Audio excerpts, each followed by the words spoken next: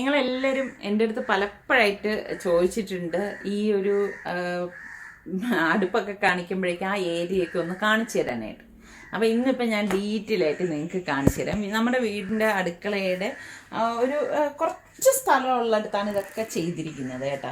അപ്പോൾ എനിക്കൊരു നിർബന്ധം ഉണ്ടായിരുന്നു ഇതുപോലെ ഒരു സിങ്കിൻ്റെ ആവശ്യം. അതായത് നമ്മുടെ പണ്ടത്തെ വീടുകളിലൊക്കെ പറഞ്ഞാൽ തൊട്ടിക്കുഴി എന്ന് പറയും, അതുപോലെ ഒരെണ്ണം.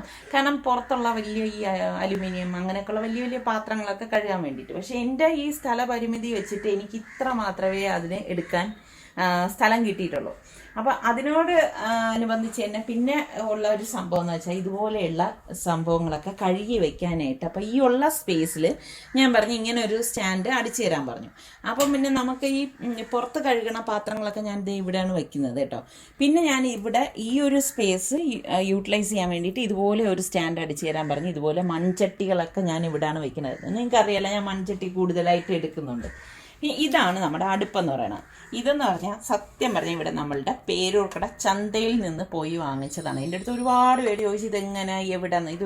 ഒരു സംഭവമല്ല, ചന്തകളിൽ പോയി കഴിഞ്ഞാൽ ഇവിടെയൊക്കെ കിട്ടും കേട്ടോ. ഇതുപോലത്തെ നമ്മൾ വിചാരിച്ചത് എത്രയും പെട്ടെന്ന് പൊട്ടിപ്പോകുന്നാണ് വിചാരിച്ചത്. ഇനി പൊട്ടോന്ന് അറിഞ്ഞുകൂടാ, ഇതുവരെ പൊട്ടിയിട്ടില്ല. പൊട്ടിയ പണിയാണ് കേട്ടോ. പിന്നെ മേശരി വിളിക്കേണ്ടി വരും ഇത് ചെയ്യിപ്പിക്കാനായിട്ട്.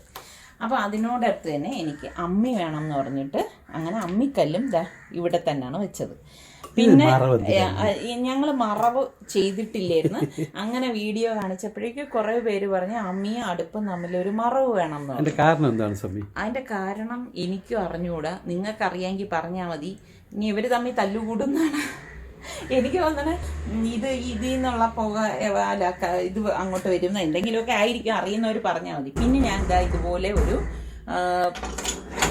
ഒരു സംഭവം ഇങ്ങനെ വാതിലടിച്ചിട്ടിട്ടുണ്ട്. ഇതിന്റെ ഉൾഭാഗത്ത് നിറച്ച് ഇപ്പൊ ഇത് കണ്ടോ, ഇങ്ങനെയാണ് കച്ചറ വെച്ചാൽ മണ്ണെണ്ണ അങ്ങനെയൊക്കെയുള്ള സംഭവം. പിന്നെ വലിയ പാത്രങ്ങൾ കണ്ട എൻ്റെ അതൊക്കെ ഞാൻ ഇവിടെയാണ് വെച്ചിരിക്കുന്നത്.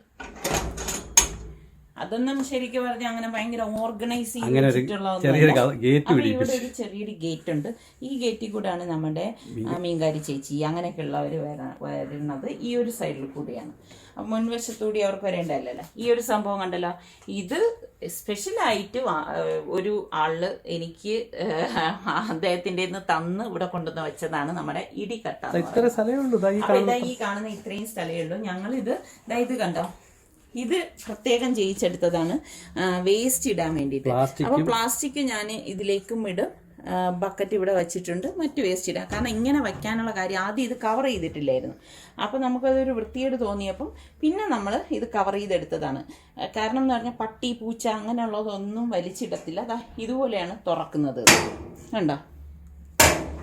അപ്പോൾ ഇത്രയൊക്കെ തന്നെയാണ് സംഭവങ്ങൾ. ഇത് കണ്ട, ഇതൊരു വരാന്ത മാതിരി ചെയ്തതാണ്. ഇങ്ങനെ കസേരയൊക്കെ ഇട്ടിരിക്കാൻ വേണ്ടിയിട്ട് ചെയ്ത ഒരു സംരംഭമാണ്.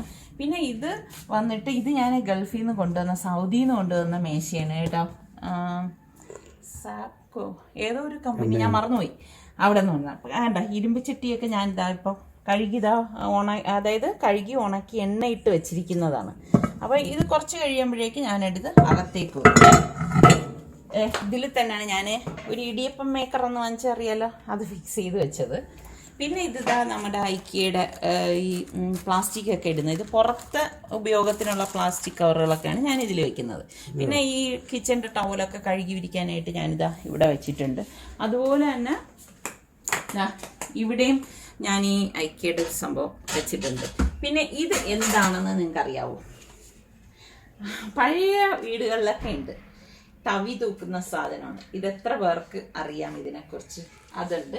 പിന്നെ പാത്രം കഴുകി വെക്കാൻ വേണ്ടിയിട്ട് ഇവിടെ ഒരു സംഭവം വെച്ചിട്ടുണ്ട് കണ്ടോ. ഈ ഒരു പാത്രം കണ്ടോ, ഈ ഒരു പാൻ കണ്ടോ, ഇത് നമുക്ക് വലിയ മസാല ദോശ അതുപോലെ പത്തിരിയൊക്കെ ആണെങ്കിൽ ഒരു 3-4 എണ്ണമൊക്കെ ചുട്ടെടുക്കാൻ വേണ്ടിയിട്ട് ഉള്ള സംഭവം. അപ്പം ഇത്രയൊക്കെ ഉള്ളൂ എൻ്റെ അടുക്കളയുടെ ബാക്ക് സൈഡ് എന്ന് പറയുന്നത്. ഞാൻ പറഞ്ഞല്ലോ, വളരെ ചുരുങ്ങിയ സ്ഥലത്താണ് ഇതെല്ലാം ചെയ്തിരിക്കുന്നത്. അപ്പം ഇനിയിപ്പം ഇതിനെക്കുറിച്ച് നിങ്ങൾക്കൊരു ഡൗട്ട് ഉണ്ടാവും എന്ന് തോന്നുന്നില്ല. അപ്പം ഇനിയിപ്പം ഞാൻ കിച്ചണിലേക്ക് പോവാണേ. ഇന്ന് ഞാൻ വ്യത്യസ്തമായിട്ടുള്ള ഒരു ബ്രേക്ക്ഫാസ്റ്റ് ആയിട്ടാണ് ഉണ്ടാക്കുന്നത്. അപ്പം ഡീഫ്രോസ്റ്റ് ചെയ്ത ചിക്കൻ സോസേജ് 4 എണ്ണം വെള്ളത്തിലേക്ക് ഇട്ടിട്ടുണ്ട്. അപ്പം ഇതൊന്ന് വെട്ടിത്തിളയ്ക്കണം കേട്ടോ.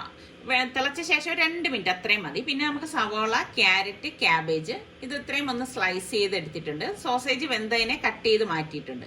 അപ്പോൾ പാനിലേക്ക് നമുക്ക് 1 ടേബിൾ സ്പൂണോളം ഓയിൽ ഒഴിച്ചിട്ട് നമ്മൾ ഈ കട്ട് ചെയ്ത് വെച്ചിരിക്കുന്ന സോസേജ് ഇത് ഇതുപോലെ ഇട്ട് കൊടുക്കാം.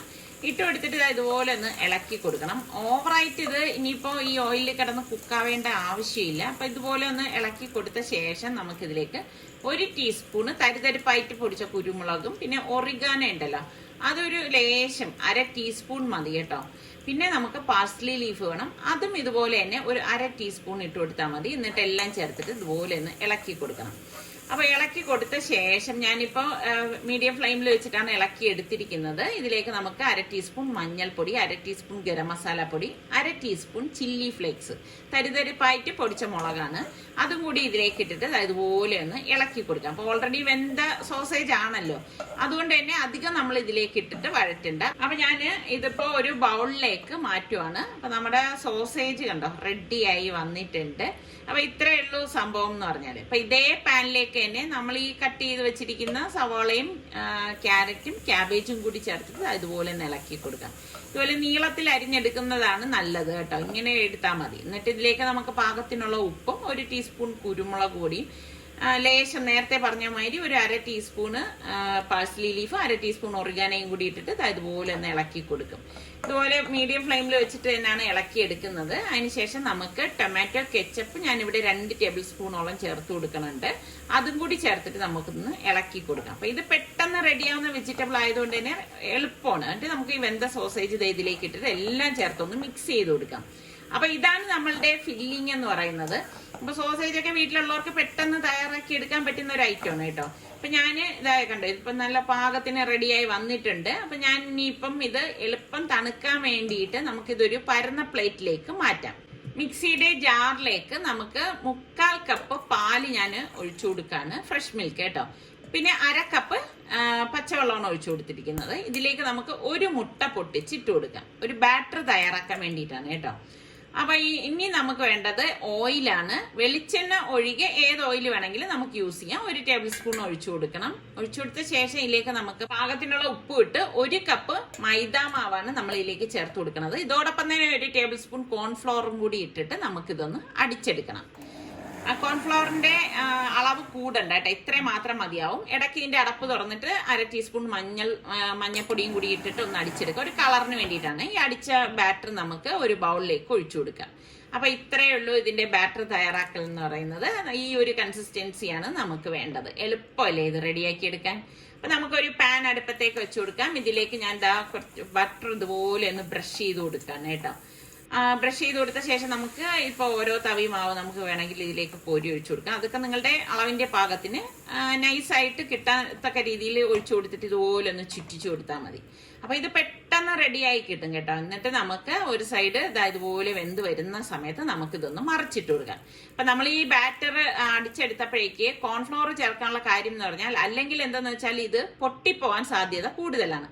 അപ്പൊ പൊട്ടിപ്പോകാതിരിക്കാനാണ് നമ്മൾ ഇതിലേക്ക് കോൺഫ്ലോർ കൂടി ചേർത്തത്. കണ്ടോ, നമ്മളുടെ ദോശ ഇവിടെ റെഡി ആയിട്ടുണ്ട്. അടുത്ത് നമുക്ക് ഇതുപോലെ തന്നെ ബട്ടർ ഇതുപോലെ ബ്രഷ് ചെയ്ത് കൊടുക്കണം. ബ്രഷ് ചെയ്ത് കൊടുത്ത ശേഷമാണ് നമ്മൾ ഈ മാവ് കോരി ഒഴിച്ചു കൊടുക്കുന്നത്.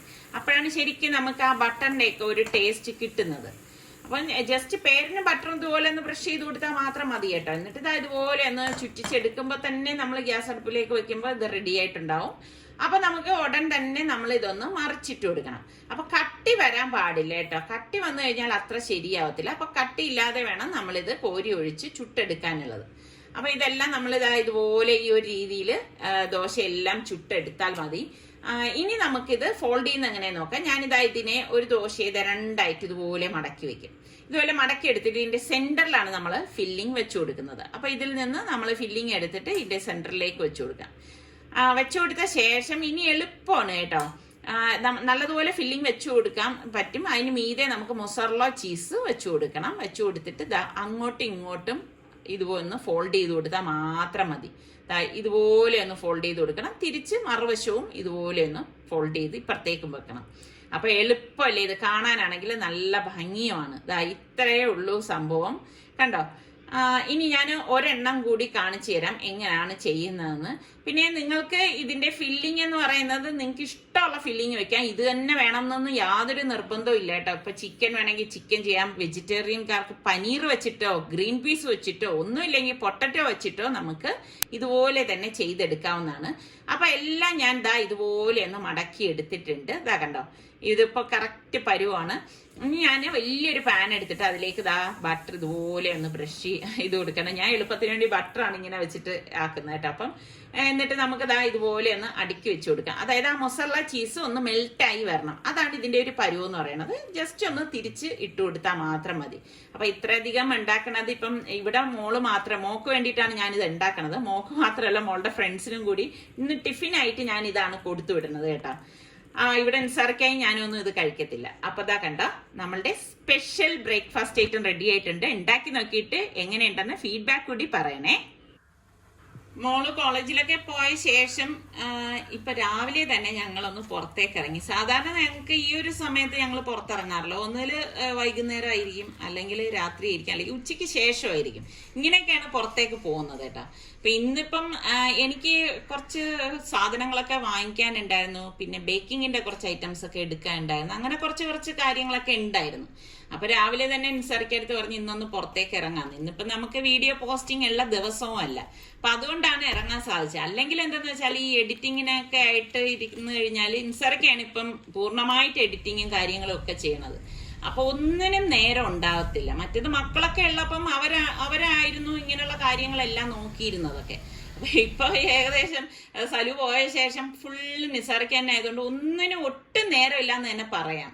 അപ്പം ഞാൻ നിസാർക്കടുത്ത് പറഞ്ഞ് പോകുന്ന വഴിയിൽ എന്നെ ഒന്ന് സ്റ്റൈൽ പ്ലസിൽ ആദ്യം കൊണ്ടുപോകണം എന്ന് പറഞ്ഞു. അങ്ങനെ ഇപ്പം എന്താ സ്റ്റൈൽ പ്ലസിലാണ് വന്നിരിക്കുന്നത്. അപ്പൊ എനിക്ക് 1-2 ഐറ്റംസ് ഒക്കെ വാങ്ങിക്കാനുണ്ടായിരുന്നു. ഇപ്പൊ പിന്നെ ഈ നേരത്തെ ഞാൻ പറഞ്ഞതുപോലെ സമയമില്ലാത്തത് കൊണ്ട് എല്ലാം ഞാൻ പിന്നത്തേക്ക് മാറ്റി വെച്ചിരിക്കുകയായിരുന്നു.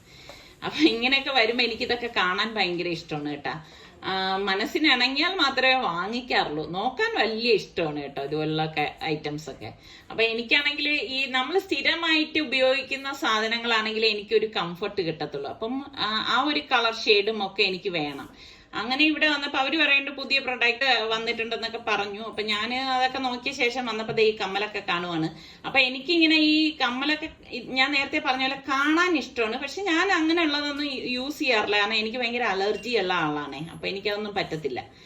അപ്പം അതൊക്കെ വാങ്ങിച്ചു കഴിഞ്ഞ് എനിക്ക് കുറെ നേരം എനിക്ക് ഇവിടെ ഒക്കെ കറങ്ങാൻ ഇഷ്ടമാണ്. പക്ഷെ നിസാർക്കയുടെ കൂടെ വരുമ്പം അങ്ങനെ അത്യാവശ്യം വേണ്ടത് എടുത്തിട്ട് പോകാനേ പറ്റത്തുള്ളൂ, കറക്കൽ നടക്കത്തില്ല കേട്ടോ. അപ്പൊ അതൊക്കെ കഴിഞ്ഞപ്പോ ഞാൻ നിസാർക്കടുത്ത് പറഞ്ഞു തൊട്ടടുത്ത ആ ഒരു ഷോപ്പിലൂടെ ഒന്ന് കയറാം, ഡ്രസ്സൊക്കെ എന്തെങ്കിലും വന്നിട്ടുണ്ടോ എന്ന് നോക്കാം എന്ന് പറഞ്ഞു. അപ്പൊ അങ്ങനെ ഈ ഷോപ്പിലേക്ക് വന്നതാണ്. ഞാൻ ഇങ്ങനെയാണ് കേട്ടോ, അല്ലാതെ ഒരു പെർട്ടിക്കുലർ സമയത്ത് വന്ന് ഡ്രസ്സ് എടുക്കണ പരിപാടിയൊന്നുമില്ല. ഇതുപോലെ പുറത്തിറങ്ങുമ്പോ വന്ന് നോക്കും, അപ്പൊ ഏതെങ്കിലും ഇഷ്ടപ്പെട്ടതുണ്ടെങ്കിൽ എടുക്കും, അങ്ങനെയാണ്. അപ്പൊ ഇവിടെ വന്നപ്പോഴേക്ക് മോൾക്ക് എനിക്ക് നല്ല 2 കിട്ടി കേട്ടോ. അപ്പൊ ഞാൻ അടുത്ത് എനിക്കുള്ളത് നോക്കാണ്. എനിക്കാണെങ്കിൽ എനിക്ക് പറഞ്ഞ മാതിരി എല്ലാം ഒന്നും അത്ര അങ്ങ് പെട്ടെന്ന് ഇഷ്ടമാകത്തില്ല കേട്ടോ. എനിക്ക് കംഫർട്ടാണെന്ന് തോന്നിയാൽ മാത്രമേ ഞാൻ എടുക്കത്തുള്ളൂ. അപ്പൊ ഇവിടെ വന്ന് ഇങ്ങനെ ഓരോ കാര്യങ്ങളൊക്കെ നോക്കാണ്. അപ്പൊ നിസാറിക്ക പിന്നെ മുകളിൽ പോയിട്ട് നിസാറിക്കൊരു ഷർട്ട് എന്തെങ്കിലും ഉണ്ടോ എന്ന് നോക്കുകയാണ് കേട്ടോ. നിസാറിക്കായും എന്നെ പോലെ തന്നെയാണ്, എപ്പോഴും അങ്ങനെ എടുക്കണ ഒരു കൂട്ടത്തിലൊന്നും അല്ല. അപ്പം നിസാറിക്കയുടെ കളർ കോമ്പിനേഷൻ എന്ന് പറഞ്ഞാൽ നിങ്ങൾക്ക് എല്ലാവർക്കും അറിയാലോ, ബ്ലൂ തന്നെയാണ്. അതിലേക്ക് തന്നെ കണ്ണ് പോകത്തുള്ളൂ. ഇത് തന്നെയാണ് സലൂനും ഉള്ളത്. പലരും ഞങ്ങളുടെ അടുത്ത് ചോദിക്കും കേട്ടോ, എന്തേ ഇവർക്കൊന്ന് മാറ്റി ഒരു കളർ ഇട്ടൂടെ എന്നൊക്കെ ചോദിക്കും. നിസാറിക്കൊക്കെ ഏറ്റവും ഇഷ്ടം ബ്ലൂ ആണ്. പക്ഷെ ഇപ്പം മാറിയിട്ട് ഇതാ ഇട്ടിരിക്കുന്ന കളറുണ്ടോ ബ്ലാക്ക്, അതിനാണ് പിടിച്ചിരിക്കുന്നത്. അപ്പൊ ഞാൻ പറഞ്ഞു എന്തായാലും ഇത് നല്ല ചേരുന്നുണ്ട് എന്ന് പറഞ്ഞപ്പോഴേക്ക് അത് പിന്നെ അങ്ങ് എടുത്ത്, അത് ബ്ലൂ കളർ തന്നെയാണല്ലോ, വേറെ ഒരൊറ്റ കളറിലേക്ക് ഇവരുടെ ഒന്നും കണ്ണ് പോകത്തില്ല എന്നുള്ളതാണ് വാസ്തവം കേട്ടോ. എല്ലാവരും ബ്ലൂവിന്റെ ആൾക്കാരാണ്.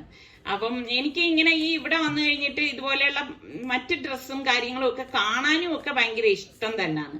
അപ്പൊ നിസാർക്കായും എടുത്തു കഴിഞ്ഞപ്പോഴേക്ക് പിന്നെ നമ്മള് ഇനിയിപ്പം അടുത്ത് നമുക്ക് 1-2 സ്ഥലത്തേക്ക് പോകാനുള്ളത് കൊണ്ട് പിന്നെ അവിടെ നിന്നൊന്നും കറങ്ങിയൊന്നുമില്ല. എന്തായാലും വലിയ വലിയ കടകളിൽ ഷോപ്പിംഗ് നടത്തിയാൽ ഒരു പ്രത്യേകതയുണ്ട്, അതെന്താന്ന് ഞാൻ പറയാം. വൻകിട കടകളിലെ ഷോപ്പിംഗ് നടത്തിയാൽ ഇതാണ് അനുഭവം. ചെറിയ കടയിലൊക്കെ ആണെങ്കിൽ ഒരു പേപ്പറിൽ പോയിരുന്നു. ഇവിടെ ഇന്നലെയൊക്കെ മഴ പെയ്തെങ്കിലും നല്ല ചൂടാണ് കേട്ടോ, ചൂടിന് ഒരു കുറവില്ല. അപ്പൊ നിസാറിക്കാണെങ്കിൽ ഇവിടെ വന്നു കഴിഞ്ഞാല് ഈ ബാസ്കിൻ റോബിൻസ് കഴിക്കാൻ ഭയങ്കര ഇഷ്ടമാണ് കേട്ടോ. അതിന്റെ ആളാണ് നിസാറിക്ക. അപ്പൊ നിസാർക്ക് എനിക്ക് പറഞ്ഞപ്പോൾ ഞാൻ പറഞ്ഞു എനിക്ക് വേണ്ട ഒരു കപ്പ് വാങ്ങിയാൽ മതി എന്ന് പറഞ്ഞു. കാരണം എനിക്കറിയാം നിസാർക്ക് ഫുള്ളൊന്നും കഴിക്കത്തൊന്നുമില്ല. എനിക്ക് ഇപ്പൊ ഐസ്ക്രീം കഴിക്കണ ഒരു മൂഡും ഉണ്ടായിരുന്നില്ല. പക്ഷെ പിള്ളേരെക്കാളും കഷ്ടമാണ് നിസാറിക്കയുടെ കാര്യം കേട്ടാ.